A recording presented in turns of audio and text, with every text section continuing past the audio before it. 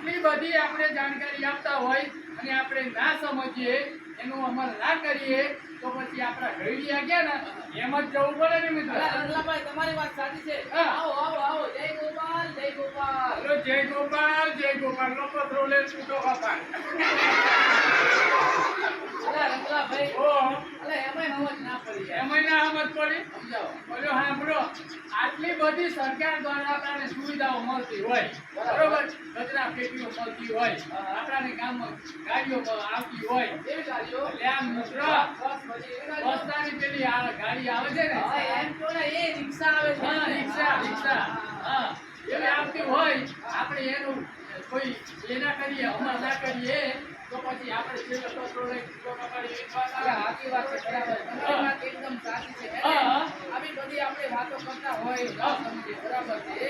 અલ્યા રંગલાભાઈ, તમારા ઘરે બે પોચ મહેમાન આવી ગયું હોય, બીજું મહેમાન અરે મારી ઘેર શું કરવા આવો મહેમાન?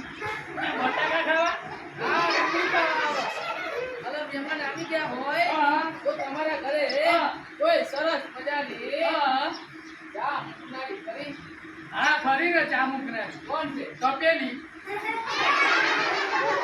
યાર ચા કંપની બને યાર. સેવો મેળવાની. ચા હેવામાં મૂકવાની. ચાયમાં મુકાય બાળકો. તપેલીમાં મૂકવાની. બધા તમારા જેવા જ છે. મારા જેવા જ હોય મિત્ર.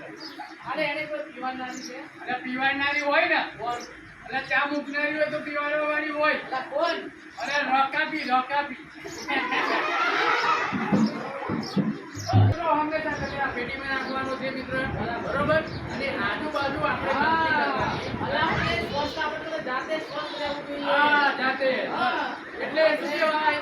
ભાઈ જાતે આપણે સ્વસ્થ ના હોય, બરાબર ને, તો આપણે બીજાને કહી શકીએ? ના કહી શકીએ. આપણે જાતે સ્વસ્થ રહેવું જોઈએ, સવારે વહેલા ઉઠવું જોઈએ. નહીં તોય આપણે છે ને હા શું કરવું જોઈએ ખબર? સવારે વહેલા ઉઠીને નાહવું જોઈએ. તમે નાવું નાહશો? જોઈએ. અલ્યા નાવું તો જોઈએ ને મિત્ર. તમે નાહશો? હવ નાહીએ ને. ક્યારે? અરે મહિનાની પહેલી તારીખ. અલા રોજ નાહવું જોઈએ.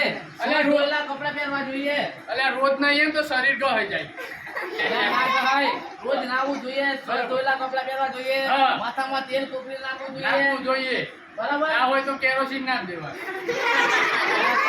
ના નખાય. અલ્યા ના નખાય. અલા આપણે આ રીતે આપણે સ્વચ્છતા રાખીએ. હા. અને ખાસ કરીને હા. આપણે બધાએ શૌચાલયનો ઉપયોગ કરવાનો છે. કરવાનો છે. ખુલ્લામાં જાતા આપણે શૌચ ક્રિયા કરવા જવું જોઈએ નહીં. એના પર શું થાય ખબર? એ મળ ઉપર માખી બેસે હા. અને એ માખી ઉડતી ઉડતી આપણા ઘર સુધી આવે. આવે. આપણા ઘરે ભાવતું ભોજન બનાવ્યું હોય, બનાવ્યું દાળ હોય. બનાવ્યા હોય, ભાત બનાવ્યા હોય, લાડુ બનાવ્યા હા. હોય, આ બધું ભોજન બનાવ્યું બનાવ્યું હોય. અને એની પર આવીને બેસે. હા. માખી એની પાગો ખંખેરે હા. અને એ ભોજન પછી આપણે ખાઈએ તો કેવું લાગે? મેઠું લાગે.